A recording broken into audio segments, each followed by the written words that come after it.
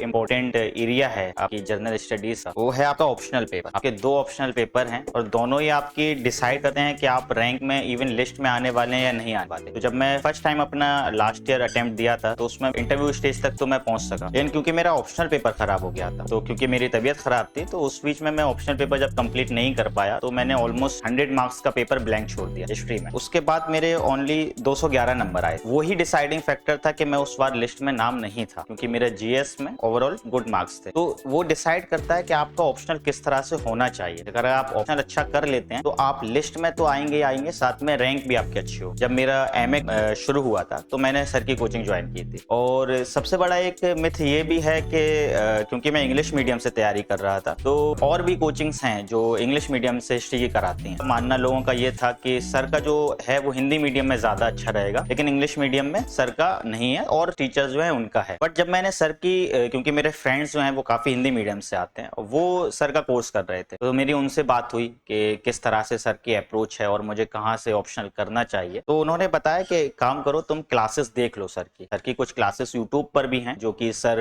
कभी कभी कुछ क्वेश्चंस को अप्रोच करते हैं, और उसके अलावा भी उन्होंने मेरे को अपने उन डिवाइसेस का एक्सेस दिया कि तुम एक बार देख लो कि किस तरह से सर पढ़ा रहे हैं, तुम खुद ही समझ जाओगे तुम्हें लेना है या नहीं लेना। तो पहले तो मैंने सर का यूट्यूब वगैरह पे सर कुछ डिस्कशंस वगैरह लेते रहते हैं, उसको मैंने देखा। उसके बाद मैंने फिर कुछ क्लासेस भी देखी और डेमो भी, सर की जो उनके ऐप है उस पर डेमो भी क्लासेस है, तो मैंने वो भी देखी। मुझे सर की अप्रोच काफी अच्छी लगी, क्योंकि मैं एक यूनिवर्सिटी से पढ़ा हूँ, दिल्ली यूनिवर्सिटी से, और मेरा हिस्ट्री रहा है, बीए रहा है, एमए रहा है। तो मुझे एक मैच्योर गाइडेंस की जरूरत है। मुझे उस तरह की गाइडेंस की जरूरत नहीं थी जो आपको क्वेश्चन आंसर लिखा रहे हैं या बस आपका सिलेबस खत्म करा दे रहे हो, आपका ऑप्शनल कंप्लीट हो गया। आपको गाइडेंस की जरूरत है उस एरिया में जो क्वेश्चंस नहीं आ रहे हैं सिलेबस से, वो भी आप कंप्लीट कर सकते हो। और आप हिस्टोरियोग्राफी को इंक्लूड कर रहे हो उस हर एक पेपर में। और हिस्टोरियोग्राफी आपको, या तो आप, क्योंकि मेरा बैकग्राउंड हिस्ट्री रहा है तो मुझे हिस्टोरियोग्राफी पे कमांड है, लेकिन जिसका बैकग्राउंड हिस्ट्री नहीं रहा है और अगर उसको एज लेना है अपने ऑप्शनल पेपर में, तो उसको हिस्टोरियोग्राफी मस्ट। और उसमें सर का योगदान काफी है, क्योंकि सर हर एक टॉपिक में ट्राई करते हैं कि आपके